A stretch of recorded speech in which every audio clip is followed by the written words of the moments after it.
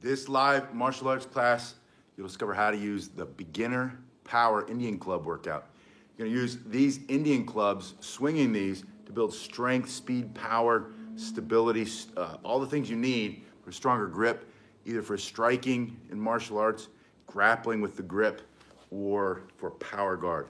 Hold one in each hand. You're gonna have your pinky down there over the ball. The hand's gonna be closed, but not squeezing tight. Just enough so it doesn't come flying out of your hands when you start this first exercise in this beginner power Indian club workout. Just going down and back, getting the blood moving. And I do this in the morning on a Saturday after I'm worn out. And I need to get rid of some of the tightness in the shoulders. Right now I'm in Palm Beach, West Palm Beach, right next to the ocean. It's gorgeous out there today. It's beautiful. I know Chicago's a little cold and gray. I know Dayton is too. You're just going back and down. You're gonna do about 30 seconds. Good morning. When I wake up on a Saturday and I'm feeling tight and achy, first thing I wanna put in my hands, Indian swinging clubs. Now, after you've done this basic warm-up, the blood is starting to flow. It's gonna force you to squeeze your stomach, your abs up and in, engaging your core. Your posture is gonna start to improve. Your energy is gonna start to flow. I want you to split the swing. So one hand goes back at a time. And if you don't have two of these Indian clubs yet, you can use a couple of sticks. They don't have to have weight. You can do this with your hand. You can do all the same motions just with an open hand. I do sometimes make a knife hand like that, and then I'm just doing this exercise. The weight of your arms, this movement is gonna get that healthy blood into the joints. It's gonna loosen you up and heal your body, especially your shoulder joints. I started using these after many doctors told me I needed to have surgery on my shoulders for all the damage I had done in the military and all the other silly things I did growing up. And I haven't had to, and I have no pain since going to these.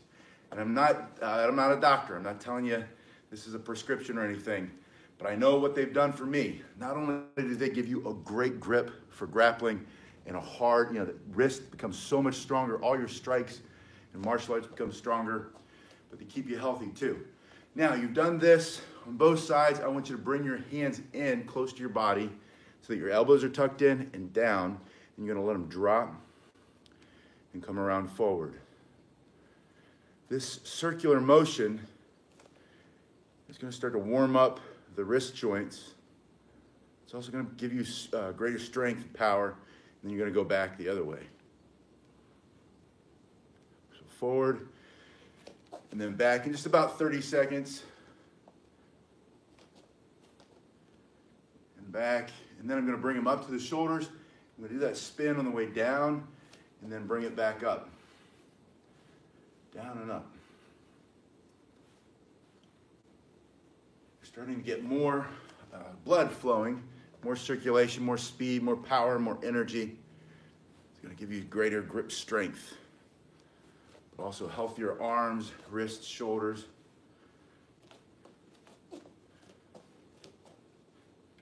And I like to get the blood flowing a little bit more, so I'm gonna start to bring them to the shoulders with a squat and down. Just a little squat, not very deep yet. Just enough to start to build some power in the legs. And then I'm gonna add that swinging motion. I'm gonna add that spin. So as I go down, I'm gonna spin in the wrists. And when I come up, bring it back. And the little squat is just to get the blood flowing more, make this more of a full body exercise so that you get stronger in all your kicks and punches, but you're also gonna get leaned out faster. Anytime you add a lot of legs in, you're gonna start to burn more stubborn fat. Burn the fat calories.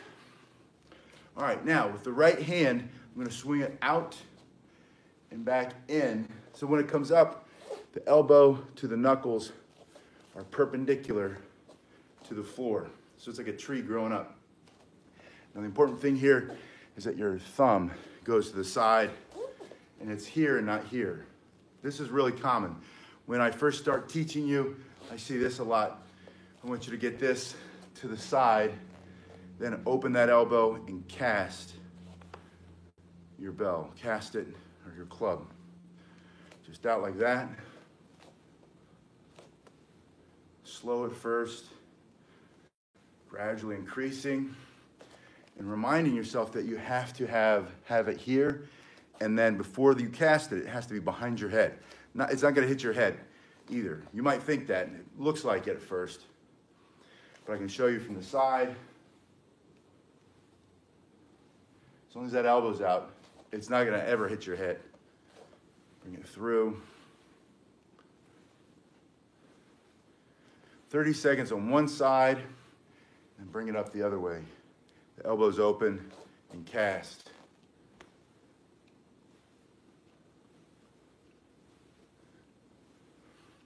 This is a great way to start like a weekend workout, especially if you had a long, hard week like I did. A lot of different classes, hits the body in different areas. A lot of kicking, a lot of punching, a little bit of groundwork, and then lots of weapons. A little bit of weight training, especially with the battle ropes and the kettlebells. So I feel worn out today. But the great thing about these is that because it's moving with a lighter weight, and it's not super light on the hands, it's lighter though, it gets all the blood flowing into the areas that need to heal faster. And so these are going to accelerate the healing. It's a nice way to warm your body up. I'm still going to do my workouts today. Still have 3 classes. I'm going to get ready. I'm going to prepare myself with these Indian swinging clubs. Excellent. One of the things I'm doing today also is taping that bow staff kata, that long staff, martial arts staff form, pumse, whatever you want to call it, so that you can have it broken down from different angles, and it might help. It's super simple though. I think you'll get it really fast. Let me know if you need anything. But I hope to get that one out today. Yeah, and it's, people say, well, katas aren't this or that, or what's the purpose of a kata? Just think of it this way. It disguises repetition. It's going to help you do all those moves of that first level. All the moves are in there that are a requirement. You do the form 2 or 3 times, 30 seconds a day. You're going to get real, and it's going to help you learn how to turn and shift and move your body. So no, it's not for fighting, but yes, there is value there. We can go into that later. Let's go into that opposite motion, the opposite mill. So I'm going to swing it back, turn, bring it through. And it's just like, think of it as like if you're a musician, right? Eventually you want to write your own music. But first, you have to learn the notes, the scales. You have to learn all the different pieces of what makes music. And you learn other people's music. Once you get good at learning other people's music, you start to make up your own. So the forms are kind of like that. They're not the most important thing in traditional martial arts training, but they do have some value. And these are so easy, they're kind of fun. It makes you think, oh, I didn't think about moving in that way. I didn't know I could do that. Now bring it out and in. It comes across the body before it casts down. You're casting in front of your body this way.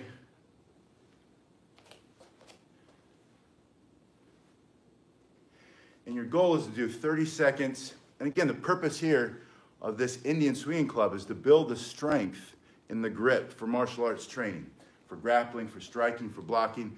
It's also to keep these things super duper healthy. Your shoulders, and when you start to do this exercise, we're going to start to pull and go to that first mill, and then add the same motion with the other hand. Now doing it this way with your feet under your body and starting to squeeze your abs up and in and accelerating your motion, going faster and faster. You're going to break a sweat. You're going to engage the core, get your heart rate up, start to lean out faster, and you're getting stronger. Good morning. It's morning here. It's good to see you. And then I just reverse it. Bring it out and in. I don't have my kids with me. Normally the kids are over there in the lobby doing their schoolwork virtually, calling into the Zoom calls with the teachers. I got to run back and forth. When they shut us all down, they shifted all that work onto the parents, which is fine. As long as it's temporary, and if it were absolutely necessary, which I don't necessarily know that I agree with that or not. I do know what I know, but I'm not going to say it. It doesn't matter. I don't control it. Right? Things that you can't control, you might as well not complain about. Just go with it. Figure out how to make it best for you and your family. All right, so you went inside, you alternate speed-wise. Speed's not the right word, but the rhythm. Now we're going to do it at the same time. And it's important to see here that first one hand comes in front of the other one, and then the other hand comes in front. So from here, the simple mill, most basic exercise, stomach up and in, starts to increase the speed. After I finish this workout with you, I'll grab my 10 pounds, I'll go to the 5 pounds next, and I'll do some of the same exercises. I'll do this one, and then I'll go to the 10 pounds, and as they get heavier, I'll go back to doing one hand at a time. So if you have heavier and you've been thinking about it, go back to one hand before you can do the two hand. If you start with 1 pound, you can get up to this one and then reverse it. It might make sense to go to 2 pounds. Then on the heavier Indian clubs, you have to be more cautious that your exercise doesn't turn into injury. As Pat McNamara, I don't know if you've seen him yet on the internet, YouTube or Instagram. Goes by Pat Mac, T-Max, T-M-A-C-S, Inc. He's a former Tier 1 operator from the Army, Delta Force guy. He says it's called fitness, not brokenness. And he said that. I was at a seminar with him doing something else that he also teaches, which is also something that I'm really into that I don't post here because it would get my channel banned. But he also teaches something called combat strength training. And in that, he has some of the most brilliant ways to move your body to create and unlock wicked strength. And the guy's like almost 60. He might not be. I know he's in his 50s. But he's in way better shape than I am, in better shape than almost anybody who ever goes to the seminars. But he talks about staying fit, not getting broke. And so your exercise, when you go to those heavier Indian clubs, make sure you remember it's called fitness, not brokenness. All right, and that's because you're going to want to go to the really heavy ones and become a beast, right? But you will be a beast if you start with the super light ones, get really strong there, and then move up. Now, I want you to go back to the shoulders where we're spinning down and spinning up, but I want you to step. And when you step, you're going to put one foot in front of the other, so you're facing either direction, doesn't matter. In this case, I'm going to face my left. So I'm facing, my feet are just apart. I know you can't see that, but I wanted you to see what I'm doing with my hands. So my left foot's forward. I'm going to cast and spin, and then I'm going to bring them to this shoulder. Now I'm facing just 180 degrees the opposite direction. I'm going to spin with the cast, spin, and bring it up. And here is where your heart rate's really going to start to rise. You're going to start to sweat. I just added the second spin. Pull it up, add the spin. So you have the spin down, and when you come up, pull it up. But moving this way is going to engage your core muscles, engage muscles that you might not use while you're sitting during the day or driving in a car, or even if you walk. You might use exercise or parts of the body that you don't normally use, which is why this is such a great type of exercise, because you're engaging all of the body and firing the different muscles, stabilizing muscles, but then the little things. If you think of like the picture of the lion going after the gazelle, right? And neither one of them do martial arts and they don't exercise, right? But the gazelle senses the lion or sees it or whatever, smells it, hears it, I don't know what they do. And then all of a sudden they take off out of fear for their life, which they rightfully should be, right? They take off, but they zig and they zag and they turn and they go this way and they go that way and they twist. And And the lion does the exact same thing. He's twisting and he gets a hold of the thing's neck, and they're tumbling and turning, and he's twisting while he's jumping and latching onto the neck, biting in. All those muscles in the lion's body or the animal's body are always engaged because of the way they move through the jungle or through the savannah or whatever. We don't do that. We sit, we look at our phone, we watch the tablet, we sit on the chair, work on the computer, we lounge in the couch, and we might have physical jobs. You might be working at a delivery driver, and you're picking packages, and you're putting them down. You get back in the truck, you put your seatbelt on, you drive to the next place. But you're doing the same thing over and over and over again. We don't have that variety of movement. This is why that Pat McNamara is so good, because everything he does in his combat strength training is designed to hit all these different aspects of how your body should be able to move if you need to destroy somebody for the purpose of self-defense or taking care of somebody else. I follow that same principle. I love that, but that's why I love these so much, because now when I do this, and if this is all I did, I'd get stagnated too. I'd get stuck in whatever these moves are. But when you start to stand up and swing and twist and then turn, instead of sitting or lying on a bench and just doing a bench press or the pec deck machine, what do they call those now? Or the lateral pull down, the cables, whether it's cables or a bar. And there's nothing wrong with those exercises. They just don't offer this type of holistic being every part of your body as strong as possible. So do both. If you love the gym, I love the gym. But I don't love the gym for more than like 20 minutes. I can't stay in the gym after 20 minutes. Got to get out of there. Especially if there are a bunch of people in there. And the old people, I don't know what they do. They just sit on the machine and they talk to each other. And the young people are constantly, and then they selfie. But everybody's resting while they're sitting on the machine. Drives me nuts. I don't like to sit. But yeah, I think you knew that, right? These, you add these, this becomes cross-training. And then you do some striking, some punching, get a partner, do a little bit of grappling. If you don't have a partner, you can still grapple. Not as well, but you can still grapple. I'll show you that video too. But get something in your hand, swing it, move it, get a ball. One of my favorite exercises, take a tennis ball and I throw it 25 with the right hand, 25 with the left hand. Right hand, left hand. And again, that came from this guy, Pat Mac too. This guy, I was at this thing, he picks up a rock and he starts throwing rocks from like 25, 30 yards away, hitting a little spot like this over and over again with both hands. I'm thinking, that can't be possible. What's this kind of wizard or whatever? No, he just practiced it all the time because he really, truly believes, I might have to throw a rock and kill somebody one day. And he probably, guys like that, who knows what he's done, right? Or maybe hit a bird so he can skin it with his teeth and eat it. Whatever it is, make sure that you can do the things that you want to do. Don't let anybody tell you you can't. Just figure it out. There's a million reasons why you can do something, a million reasons why you can't. Focus on one reason why you can.